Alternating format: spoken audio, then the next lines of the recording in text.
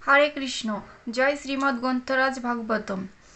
নারায়ণং নমস্কৃত্য নরং চৈব নরোত্তমং দেবীং সরস্বতীং ব্যাসাং ততো জয়মুদীরয়েৎ। তমাদিদেবং করুণানিধানাং তমালবর্ণং সুহিতাবতারং অপার সংসার সমুদ্র সেতুং ভজামহে ভগবৎস্বরূপম। ওং নমো ভগবতে বাসুদেবায়। ওং নমো ভগবতে বাসুদেবায়। ওং নমো ভগবতে বাসুদেবায়। শ্রীমদ্ ভাগবতম প্রথম স্কন্ধ তৃতীয় অধ্যায় শ্লোক নম্বর 5। এতদ্ নানা অবতারাণাং নিধানং বীজম অব্যয়ম যস্য অংশ অংশেন সৃজ্যন্তে দেবতীর্যক নরাদয়। এর অনুবাদ: এইরূপ দ্বিতীয় পুরুষ অবতার ব্রহ্মাণ্ডে প্রকাশিত অসংখ্য অবতারদের উৎস এবং অবিনশ্বর বীজ। এই রূপের অংশ এবং কলা থেকে দেবতা, মনুষ্য আদি বিভিন্ন জীবের সৃষ্টি হয়েছে। তাৎপর্য: মহতত্ত্বে অসংখ্য ব্রহ্মাণ্ড সৃষ্টি করার পর পুরুষ দ্বিতীয় পুরুষ অবতার গর্ভোদকশায়ী বিষ্ণুরূপে প্রতিটি ব্রহ্মাণ্ডে প্রবেশ করেন। তিনি যখন দেখলেন যে ব্রহ্মাণ্ডে কেবল অন্ধকার এবং শূন্যস্থান রয়েছে, কিন্তু বিশ্রাম করার কোনো স্থান নেই, তখন তিনি ব্রহ্মাণ্ডের অর্ধাংশ তার স্বেদবিন্দুর দ্বারা পূর্ণ করে সেই জলে শয়ন করলেন। এই জলকে বলা হয় গর্ভোদক। তারপর তার নাভিপদ্ম থেকে একটি পদ্মের প্রকাশ হয় এবং সেই পদ্মের মধ্যে এই ব্রহ্মাণ্ডের নির্মাতা ব্রহ্মার জন্ম হয়। ব্রহ্মা এই ব্রহ্মাণ্ডের নির্মাণ কার্য সম্পাদন করেন এবং ভগবান বিষ্ণুরূপে এই ব্রহ্মাণ্ড পালন করেন। প্রকৃতির রজগুণে ব্রহ্মার উৎপত্তি হয়েছিল এবং বিষ্ণু হচ্ছেন সত্যগুণের অধীশ্বর। বিষ্ণু যেহেতু প্রকৃতির সমস্ত গুণের অতীত, তাই তিনি সর্বদাই এই জড়জগৎ সম্বন্ধে সম্পূর্ণ নিস্পৃহ। এই তথ্য পূর্বেই বিশ্লেষিত হয়েছে। ব্রহ্মার থেকে শিব প্রকাশিত হন, যিনি হচ্ছেন তমগুণের পরিচালক। ভগবানের ইচ্ছায় তিনি সমস্ত সৃষ্টি ধ্বংস করেন। তাই ব্রহ্মা, বিষ্ণু এবং শিব এরা সকলেই গর্ভোদকশায়ী বিষ্ণুর অবতার। দক্ষ, মরীচি, মনু এবং এই রকম অনেক দেবতা ব্রহ্মাণ্ডের প্রজা সৃষ্টি করার জন্য আবির্ভূত হন। বেদে গর্ভস্তুতি মন্ত্রে এই গর্ভোদকশায়ী বিষ্ণুর মহিমা কীর্তিত হয়েছে, যার শুরুতে ভগবানের সহস্র মস্তকাদির কথা বর্ণনা করা হয়েছে। গর্ভোদকশায়ী বিষ্ণু হচ্ছেন ব্রহ্মাণ্ডের অধীশ্বর এবং যদিও মনে হয় যে তিনি এই ব্রহ্মাণ্ডেতে শায়িত রয়েছেন, তবুও সর্বদাই তিনি সমস্ত জড়গুণের অতীত। এই তথ্য পূর্বে বিশ্লেষণ করা হয়েছে। আবার গর্ভোদকশায়ী বিষ্ণুর অংশ স্বরূপ যে বিষ্ণু, তিনি হচ্ছেন সমস্ত ব্রহ্মাণ্ডের পরমাত্মা। তিনি এই ব্রহ্মাণ্ডের পালনকর্তা বা ক্ষীরোদকশায়ী বিষ্ণু নামেও পরিচিত। এইভাবে আদিপুরুষের তিনটি রূপ সম্বন্ধে অবগত হওয়া যায়। এই ব্রহ্মাণ্ডের সমস্ত অবতারেরা হচ্ছেন এবং এই ক্ষীরোদকশায়ী বিষ্ণুর প্রকাশ। বিভিন্ন কল্পে বিভিন্ন অবতারের প্রকাশ হয় এবং তাদের সংখ্যা অনন্ত, যদিও তাদের মধ্যে কয়েকজন অত্যন্ত গুরুত্বপূর্ণ, যেমন মৎস্য, কূর্ম, বরাহ, রাম, নৃসিংহ, বামন এবং অন্য অনেক অবতার। এই সমস্ত অবতারদের বলা হয় লীলা অবতার। তারপর ব্রহ্মা, বিষ্ণু এবং শিব অথবা রুদ্র আদি গুণাবতার রয়েছেন, যারা জড়া প্রকৃতির বিভিন্ন গুণের অধ্যক্ষতা করেন। শ্রীবিষ্ণু পরমেশ্বর ভগবান থেকে অভিন্ন। শিব পরমেশ্বর ভগবান এবং জীবের মধ্যবর্তী তটস্থ অবস্থায় রয়েছে। ব্রহ্মা সর্বদাই জীবতত্ত্ব, সবচাইতে পুণ্যবান জীব অথবা ভগবানের কোনো মহান ভক্ত সৃষ্টিকার্য সাধন করার জন্য ভগবানের শক্তির দ্বারা আবিষ্ট হন এবং তাকে বলা হয় ব্রহ্মা। তার শক্তি অনেকটা মণিমাণিক্যের প্রতিফলিত সূর্যকিরণের মতো।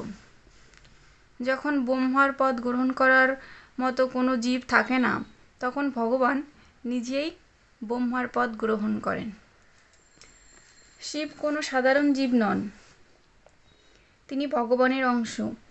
কিন্তু যেহেতু শিব সরাসরিভাবে জড় প্রকৃতির সঙ্গে যুক্ত, তাই তিনি ঠিক বিষ্ণুর মতো পূর্ণরূপে গুণাতীত নন।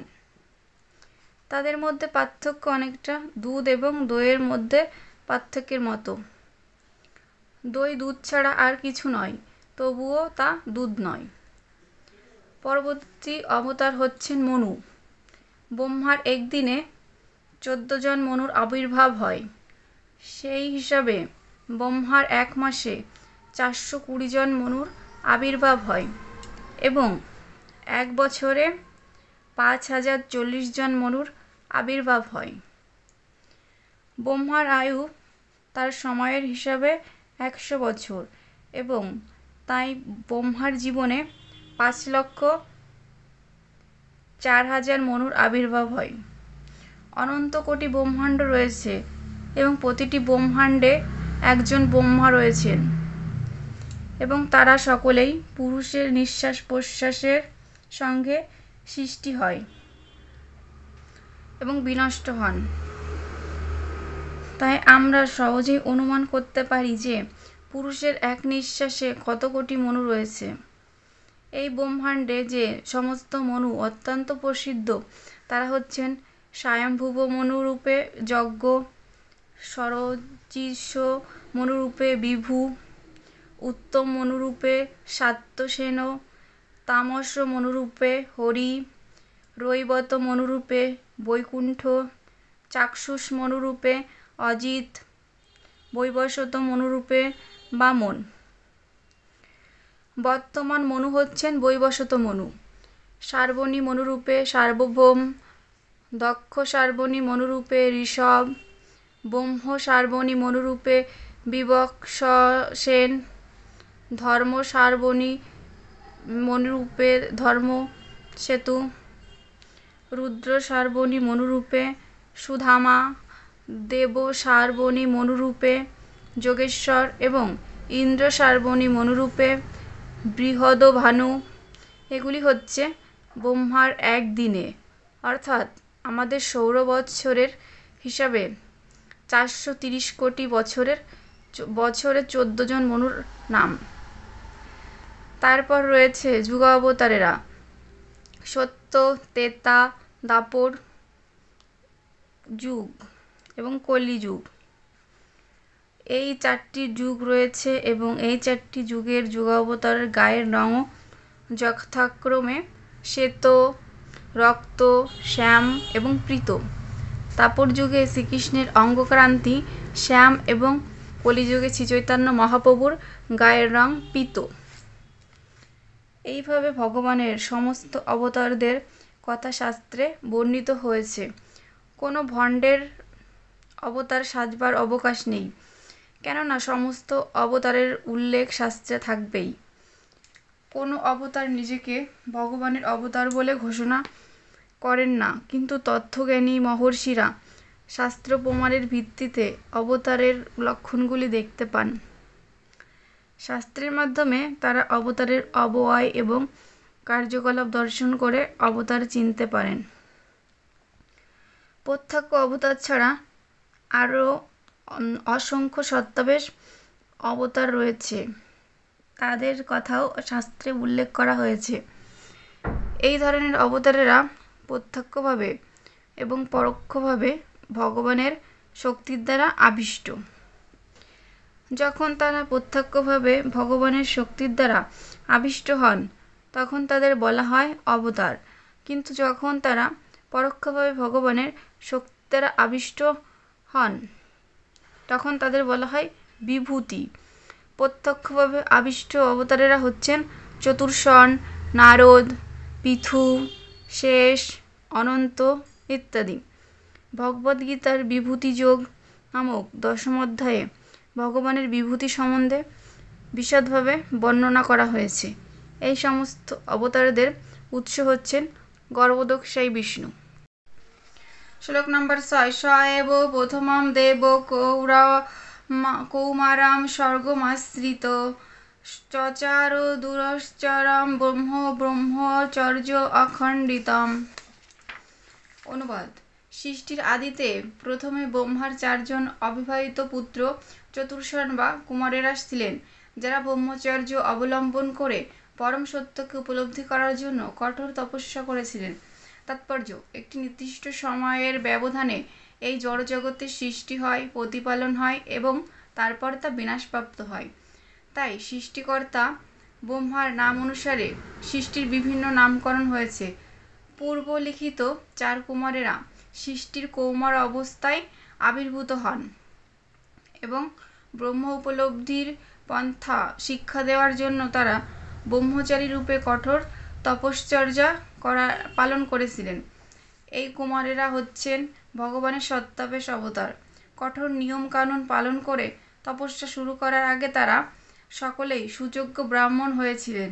এই দৃষ্টান্ত থেকে বোঝা যায় যে কেবল ব্রাহ্মণ পরিবারে জন্ম হলেই ব্রাহ্মণ হওয়া যায় না, ব্রাহ্মণের গুণাবলী অর্জন করলে তবেই ব্রাহ্মণ হওয়া যায় এবং তারপরই কেবল ব্রহ্ম উপলব্ধির পন্থা অবলম্বন করা সম্ভব। শ্লোক নম্বর 7। দ্বিতীয়ম তু ভবায়াস্য রসাতল গতা মহিম উদ্ধরিষ্যানুপাদত্ত যজ্ঞেশ্বর শৌকরম বপু।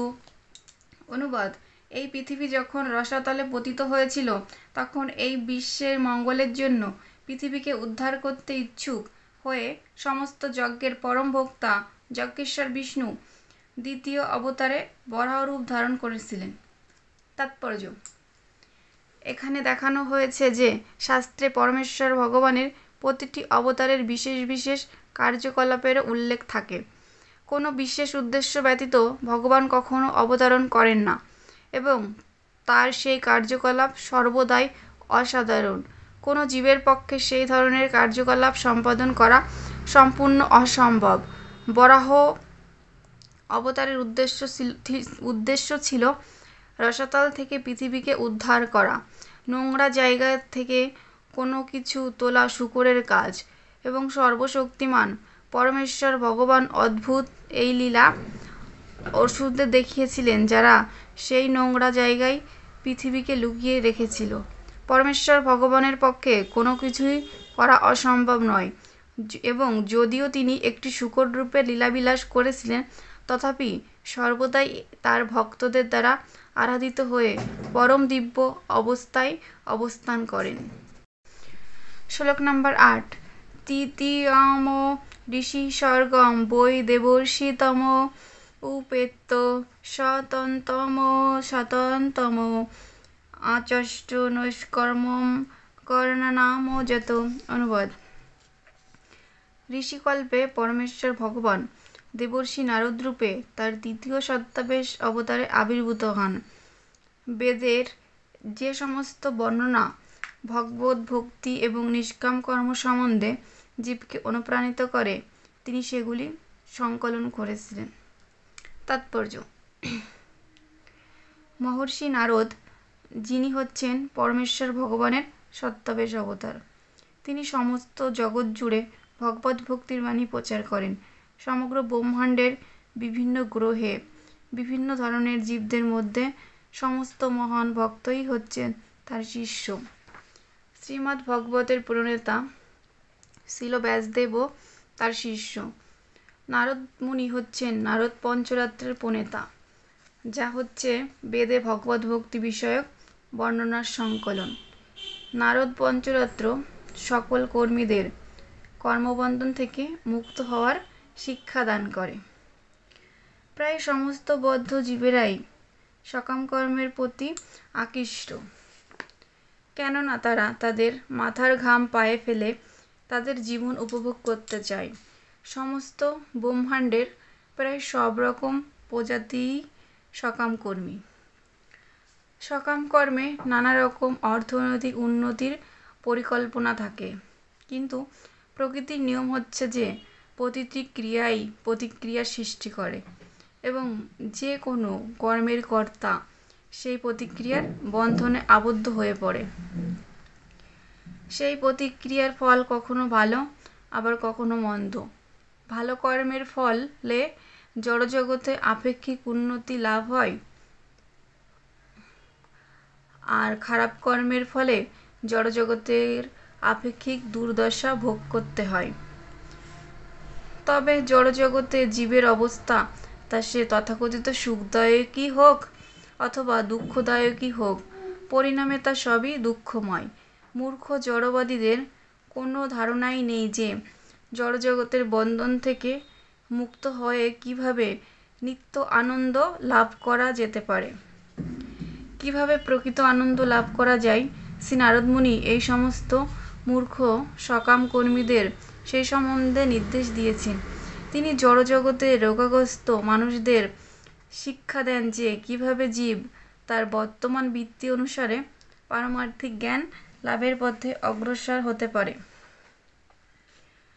অত্যাধিক দুগ্ধজাত খাদ্য আহার করার ফলে যখন কেউ অজীর্ণজনিত রোগ ভোগ করে, তখন ডাক্তার তাকে সেই রোগ নিরাময়ের জন্য দুগ্ধ থেকে জাত আর একটি খাদ্য দই খেতে দেন। সুতরাং রোগের কারণ এবং রোগ নিরাময়ের ঔষধ একই দ্রব্য থেকে উদ্ভূত হতে পারে, কিন্তু তা অবশ্যই নারদ মুনির মতো একজন সুদক্ষ চিকিৎসকের তত্ত্বাবধানে সম্পাদন হওয়া আবশ্যক। ভগবদ্গীতাতেও ভগবানকে কর্মফল অর্পণ করার মাধ্যমে ভগবানের সেবা করার নির্দেশ দেওয়া হয়েছে। তা জীবকে নৈষ্কর্ম বা মুক্তির পথে পরিচালিত করে। শ্লোক নম্বর 9। তুর্যে ধর্ম কলা স্বর্গে নর নারায়ণই ঋষি ভূতা আত্ম উপাসম উপেতম অকরোৎ দুশ্চরম তপ। অনুবাদ। চতুর্থ অবতারে ভগবান ধর্মরাজের পত্নীর গর্ভে নর এবং নারায়ণ নামক যমজ পুত্ররূপে আবির্ভূত হয়েছিলেন। তারা ইন্দ্রিয় সংযমের আদর্শ প্রদর্শন করার জন্য কঠোর তপস্যা করেছিলেন। তাৎপর্য: মহারাজ ঋষভদেব তার পুত্রদের উপদেশ দেন যে তপস্যা অর্থাৎ পরম তত্ত্বকে উপলব্ধি করার জন্য কষ্ট স্বীকার করাই হচ্ছে মানুষের একমাত্র কর্তব্য। আমাদের শিক্ষাদান করার জন্য ভগবান স্বয়ং আচরণ করেছেন। আত্মবিস্মৃত জীবদের প্রতি ভগবান অত্যন্ত কৃপালু। তাই সমস্ত বদ্ধ জীবদের কাছে তার কাছে ফিরিয়ে নিয়ে যাওয়ার জন্য তিনি স্বয়ং অবতীর্ণ হয়ে প্রয়োজনীয় নির্দেশাদি প্রদান করেন এবং তার সুযোগ্য সন্তানদের তার প্রতিনিধি রূপে প্রেরণ করেন। আজ থেকে প্রায় 507 বছর পূর্বে সেই উদ্দেশ্য সাধন করার জন্য তিনি চৈতন্য মহাপ্রভু রূপে আবির্ভূত হয়েছিলেন, কলিযুগের অত্যন্ত অধঃপতিত মানুষদের উদ্ধার করার জন্য। শ্রী চৈতন্য মহাপ্রভুর অবতরণের কথা প্রায় সকলেরই মনে আছে। হিমালয় পর্বতে বদ্রিকাশ্রমে নরনারায়ণ ঋষি এখনও পূজিত হন। শ্লোক নম্বর 10। পঞ্চম কপিল নাম সিদ্ধেশ কাল বিপ্লুতম প্রবাচ আনুসরয়ে সাক্ষম তথ্যগাম। অনুবাদ। পঞ্চম অবতারে তিনি ঋষিশ্রেষ্ঠ শ্রী কপিল নামে অবতরণ করেন। তিনি আসুরি নামক ব্রাহ্মণকে সৃষ্টির উপাদানসমূহ বিশ্লেষণ করে সাংখ্য দর্শন প্রদান করেন, কেননা কালের প্রভাবে সেই জ্ঞান লুপ্ত হয়ে গিয়েছিল। সৃষ্টির উপাদানগুলি তাৎপর্য: সৃষ্টির উপাদানগুলি মোট সংখ্যা হচ্ছে 24টি। তার প্রতিটি উপাদানই সাংখ্য দর্শনে বিশদভাবে বিশ্লেষণ করা হয়েছে। পাশ্চাত্য পণ্ডিতেরা এই সাংখ্য দর্শনকেই সাধারণ মেটাফিজিক্স বা অধিবিদ্যা বলে থাকেন। সাংখ্য শব্দটির আক্ষরিক অর্থ হচ্ছে যা অত্যন্ত সরলভাবে জড় উপাদানগুলির সম্বন্ধে বিশ্লেষণ করে। এই দর্শন সর্বপ্রথম শ্রী কপিলদেব প্রদান করেন, এখানে যাকে ভগবানের পঞ্চম অবতার বলে বর্ণনা করা হয়েছে। শ্লোক নম্বর 11। ষষ্ঠম অত্রে অপত্যতম বিত্তপ্রাপ্ত অনসূয়য়া আম্বিক্ষি কিমো অলকায় প্রহ্লাদ আদিভ্য উচিবান। অনুবাদ: পরম পুরুষের ষষ্ঠ অবতার হচ্ছেন মহর্ষি অত্রির পুত্র ভগবান দত্তাত্রেয়। মাতা অনসূয়ার প্রার্থনায় তিনি তার গর্ভে জন্মগ্রহণ করেছিলেন। তিনি অলকর, প্রহ্লাদ এবং অন্য সকলকে পারমার্থিক জ্ঞান দান করেছিলেন। তাৎপর্য: ভগবান ঋষি অত্রি এবং অনসূয়ার পুত্র দত্তাত্রেয় রূপে অবতীর্ণ হন। ব্রহ্মাণ্ড পুরাণে পতিব্রতা পত্নীর কথা প্রসঙ্গে দত্তাত্রেয় রূপে ভগবানের আবির্ভাবের ইতিহাস বর্ণিত হয়েছে। সেখানে বলা হয়েছে যে ঋষি অত্রির পত্নী অনসূয়া ব্রহ্মা, বিষ্ণু এবং শিবের কাছে প্রার্থনা করেন, হে প্রভুগণ, আপনারা যদি আমার প্রতি প্রসন্ন হয়ে থাকেন এবং আপনারা যদি আমাকে আশীর্বাদ করতে চান, তাহলে আমি আপনাদের কাছে প্রার্থনা করি যে আপনারা তিনজনে যেন একত্রিত হয়ে আমার পুত্ররূপে জন্মগ্রহণ করেন। ব্রহ্মা, বিষ্ণু এবং শিব তাতে সম্মত হয়েছিলেন। দত্তাত্রেয় রূপে ভগবান অলকর, প্রহ্লাদ, যদু, হৈহয় এবং আরও অনেকে আত্মতত্ত্ব জ্ঞান দান করেন।